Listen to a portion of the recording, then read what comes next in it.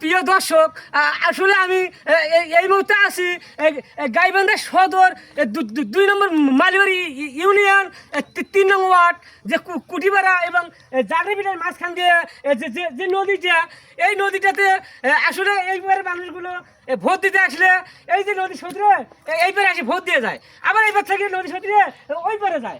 তো আসলে যেহেতু আমাদের তারেক জিয়া রহমান নতুন সরকার আছে, আমরা সবাই মিলে একটু মানে ইয়ে করবো, দাবি করবো যে আমাদের এই ভোট কেন্দ্রে যে জাগরিবিটা যে নদীটা, যেন এখানে একটা ব্রিজ হয়, যেন ওই পারের জাগরিবিটার লোকগুলো যেন ব্রিজের মধ্যে আসিয়া নতুন সরকারকে ভোট দিয়ে যেতে পারে।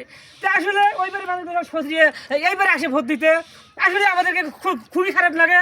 তো আপনারা মালিবাড়ি ইউনিয়নের যে লোকগুলো আছেন, বেশি পরিমাণে শেয়ার করে ভিডিওটা তারেক জিয়ার কাছে পৌঁছে দেবেন। অবশ্যই আমাদের এই কুটিপাড়া ভোট সেন্টারের যে নদীটা আছে, এখানে আপনি একটা সেতু নেব, ছোটোখাটো একটা হলেও ব্রিজ নেব। আমরা সবাই মিলে এটা সরকারের কাছে দাবি করি, আপনারা সবাই একটু বেশি পরিমাণ সাপোর্ট করে